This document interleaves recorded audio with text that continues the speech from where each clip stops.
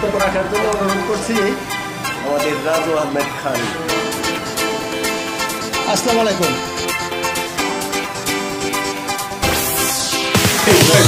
আমরা ওই মানে নামটা হচ্ছে ইম্পর্টেন্ট, মানে দলের নাম, যেমন গণপরিষদ আন্দোলন। এর আগে বহু মিটিংয়ে বলেছি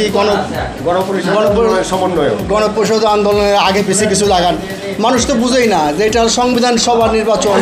এটাকে একটা নামকরণটা যথার্থ না হলে সাধারণ পাবলিক যাবেন কীভাবে? সাধারণ মানুষদের কীভাবে গণপরিষদ আন্দোলন কী এ তো বুঝেই না।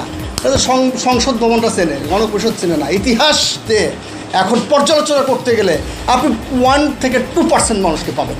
ব্যাপক সংখ্যক মানুষের কাছে পৌঁছাতে হলে এর আগে পিছুকে লাগাইতে হবে সংবিধান সংস্কার কিংবা গণপরিষদ নির্বাচন সঙ্গে লাগাইতে হবে। এখন কথা হচ্ছে যে আমরা কেন দীর্ঘদিন ধরে এই আন্দোলন করে এখনও আমরা এই কতিপয় লোকে এই গরমের মধ্যে বসে থাকতে হয়। মানুষের লোকারণ্য হওয়ার কথা। কেউ বলছে যে অমুকের ডাকো না, তমকের ডাকো না। কেউ এখানে উদাহরণ তুলেছে যে ওই সাদা থাকলে কালো থাকবে না, কালো থাকলে সাদা থাকবে না। বাংলাদেশের 16-17 কোটি মানুষের মধ্যে সাদা কালো যাচাই করতে গেলে আপনি কম্বলের কোনো লোম খুঁজে পাবেন না। স্বাধীনতার যুদ্ধের সময় কেউ যদি বাংলাদেশের 2 মুসলিম কান্ট্রিকে বিভক্ত হতে দেব না যদি কেউ বলে থাকে, এটা তার নৈতিক দায়িত্ব। আমার দাদা হলেও বলতো, আমি হলেও বলতাম।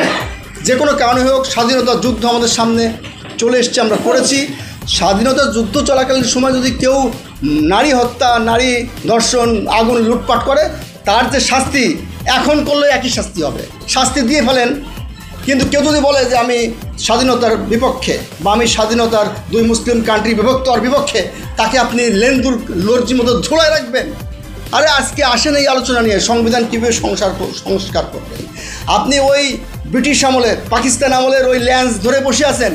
তাহলে এখন যে জাতীয় পরিচয়পত্র যারা গ্রহণ করেছে তারা বাংলাদেশের স্বাধীনতা স্বীকার করেই গ্রহণ করেছে। ওই বিতর্কে আমি যাব না, বিতর্ক থাকবে। তাহলে আপনার সঙ্গে দেখা যাচ্ছে জোটের সঙ্গে তো জামাতে ইসলাম আছে না? এখানে তো গন্ধ লাগে না, আপনার খালি গন্ধ লাগে খালি এইখানে। এখন কথা হচ্ছে যে আমি প্রেম করবো একজনের সাথে আর বিয়ে করবো আর একজনকে, তা হতে পারে না। মূল কথা হচ্ছে গণপরিষদ আন্দোলন। গণপরিষদ আন্দোলনকে জাস্টিফাইড করতে হলে, প্রচারমুখী করতে হলে একজন বলছে লিফলেট বানাইতে হবে, অবশ্যই বানাইতে হবে। লিফলেটে আপনি কী লিখবেন সেটাও তার জানার বিষয়। আপনি সংবিধান সংস্কার করতে চান, আপনি গণপরিষদ নির্বাচন দিতে চান, এটা সাধারণ মানুষের কাছে পৌঁছাইতে হবে। এখন যদি গরম ভাতে বিড়াল বেজার হয়ে যায় তাহলে সমস্যা, লেজ নাড়তে চলে যাবে, তা তো হবে না। এক জায়গায় বসে যুদ্ধ করতে হবে, এক জায়গায় বসে কথা বলতে হবে, এবং সেই কথাটা হতে হবে জনমানুষের স্বার্থে। জনমানুষের স্বার্থ কী? জনমানুষ চায়, বাংলাদেশের মানুষ চায় গণতন্ত্র রক্ষা। গণতন্ত্র কি আছে? বলে গণতন্ত্র কি আছে? আরে গণতন্ত্র তো আপনার দলের মধ্যেই নাই, গণতন্ত্র আপনার জোটের মধ্যেই নাই। এখন কথা হচ্ছে যে এই যে গণতন্ত্র আমরা খুঁজছি অন্ধকার ঘরের লাইটটা তো আগে জ্বালাইতে হবে। গণতন্ত্র খুঁজে বেড়াচ্ছি, অনেকে বলে অনেকের দলের মধ্যে গণতন্ত্র নাই, অনেক সংগঠন যে মঞ্চ এদের মধ্যে গণতন্ত্র নাই। আপনি দেখেন গণতন্ত্র মঞ্চের কথাই বলেন, আমি সমালোচনা করতে হয়, রাজনীতি করতে হলে কিছু করতে হয়। তারা কোনোদিন কি মুসলিম সমাজ, তারপরে এই যে বাংলাদেশ কি বলে স্বাধীনতা পার্টি, তারপরে গণমুক্তি পার্টি, গ্রিন পার্টির কথা বাদে দিলাম, এটা তো গ্রিন ডাকছে, বাবা আসো আমরা একসাথে করি। একসাথে করলে শক্তি বাড়ে না কমে? বলেন না বাবা, ওদের ভিতরের কথা হচ্ছে ওরা পার্লামেন্ট গঠন করবে, ওরা সরকারে চলে আসতেছে, অতএব মন্ত্রী বেশি বাড়ানোর দরকার নেই, আমরাই মন্ত্রী থাকবো।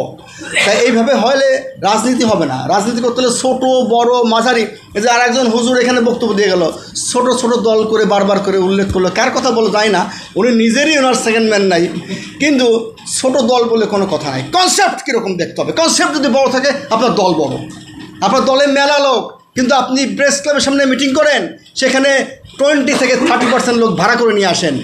আমি নিজে দেখেছি বড় বড় রাজনৈতিক দলের যেই মানববন্ধন হয় সেখানে 10 থেকে 20% লোক তারা হিজড়া, মানে ক্লিব লিঙ্গ, তারা সব দলে থাকে, ভাড়া করে আনা হয়।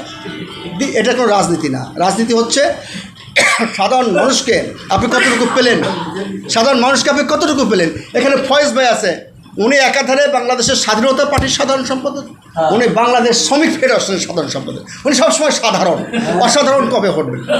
অসাধারণ বক্তব্য রেখেছেন উনি ওই দিন প্রেস ক্লাবের সামনে। সেটা হচ্ছে যখন একটা হিন্দু অধ্যুষিত এলাকার লোকজন দুজন মুসলিম নির্মাণ শ্রমিককে পিটিয়ে মেরে ফেলেছে। কেউ বলছে এখানে ইস্কন আছে, কেউ বলছে বিস্কন আছে, কিন্তু ওইখানে আমি যা যতটুকু শুনেছি আমার এলাকা, ওখানে ওই ঠিকাদারদের কাছে চাঁদা চাইছিল, চাঁদা দে বেটা। আমি বাইদা ভাই শুনলাম, সত্য মিথ্যা এখন জাস্টিফাইড, এখন আমি বিচার করতে পারবো না। চাঁদা না দেওয়াতে তারা একটু কথা কাটাকাটি হয়েছে। ওরা মনে করছে আমরা মুসলমান সংখ্যাগরিষ্ঠ, আর ওরা বলছে যে আমরা এই এলাকার পঞ্চপল্লী এলাকার সংখ্যাগরিষ্ঠ, কিন্তু ধরে পিটাইছে এবং মরে গেছে। পরের দিন মধুখালীতে ব্যাপক মানববন্ধন হওয়ার কথা। সেখানে মানববন্ধনের নামে আমরা যেটা আমাদের গ্রিন পার্টি থেকে আমরাও বলছি যে না, পুলিশের সাথে আমরাও একমত, মানববন্ধন হওয়ার থেকে রাস্তাঘাট আটকায় ফেলাইছে, রাস্তাঘাট অবরোধ করা হয়েছে। তখন তারা 2-1 আহত হয়েছে। আরে মানববন্ধন করেন, সত্যি কথা তুলে ধরেন। বাংলাদেশে যদি মাদ্রাসা শিক্ষা বোর্ডের চেয়ারম্যান সেও যদি হয় হিন্দু, চেয়ারম্যান না মেম্বার আমি জানি না, বাংলাদেশের ইসলামী শিক্ষা বইয়ের মধ্যে যদি প্রতিমা মূর্তি থাকে, তো বাংলাদেশের যে মাথায় এক জায়গা আর লেজ আর এক জায়গা, এটা প্রমাণ করার জন্য আপনাকে অ্যারিস্টটল, প্লেটো, দার্শনিক হতে হবে না। আপনি বাংলাদেশে চালায় কেটা? বাংলাদেশ চালায় কে? কেঠা বাংলাদেশ চালায়? এটা খুঁজে বের করতে হলে আপনি মোদির কাছে যাওয়া লাগবে না। বাংলাদেশ একটা ষড়যন্ত্রের কবলে পড়েছে। সেই ষড়যন্ত্রতে মুক্ত করতে হলে গণপরিষদ আন্দোলন করতে হবে, সংবিধান সংস্কার করতে হবে। সংবিধান সংস্কার করতে হলে কি একজন একজনের বিতর্ক করা চলবে না। আমাদের মধ্যে যতটুকু অন্তমিল আছে সেই অন্তমিলগুলো এক জায়গায় রেখে, গরমের মধ্যে আমি বক্তব্য দীর্ঘায়িত করব না, অন্তমিলগুলো এক জায়গায় রেখে কীভাবে আমাদের লোকজনকে আরও বেশি সম্পৃক্ত করা যায়, কীভাবে আরও বেশি আন্দোলিত করা যায়, এবং মানুষের মধ্যে দেশের তৃণমূল পর্যায়ে মানে শহর থেকে গ্রাম অঞ্চলে মানুষের কাছে লিফলেট দিয়ে মানুষের কাছে একটা সমর্থন আদায় করতে হবে যে আমরা এইরকম একটা নির্বাচন চাই, যেটা গণপরিষদের নির্বাচন, এবং সেই নির্বাচন সংবিধান সংস্কারের মাধ্যমে হবে। এবং সংবিধান সংস্কার হবে হচ্ছে মূল উপজীব্য, যে সংবিধান একটা সাময়িক সময়ের জন্য নির্দেশ, অবৈধ বলা ঠিক হবে না, সাময়িক একটা পরিস্থিতি তৈরি করা হয়েছিল, কিন্তু ভবিষ্যতে যে কমিটমেন্ট করা হয়েছিল যে একটা সংবিধান পরিষদের নির্বাচন হবে, সংবিধান সংস্কার হবে, তা কখনো হয় নাই। যে যখন ক্ষমতায় আসছে তার মতো ছুরিকাছি চালাইছে, এই সংবিধানকে পরিমার্জন করা হয়েছে, কিন্তু জনগণের স্বার্থে একটি সুন্দর একটা মানে উপযোগী, যথোপযোগী, যুগোপযোগী সংবিধান এখনও রচনা হয়নি বা সংশোধন হয়নি। একটা কথা আছে, সে কথা মতো আমরা বেশি বলতে গেলে আটকে যেতে পারি। সংবিধান নিয়ে বেশি কথা বলা চলে না, কিন্তু সংবিধান যে সংশোধন দরকার সেটা কিন্তু সবাই স্বীকার করে।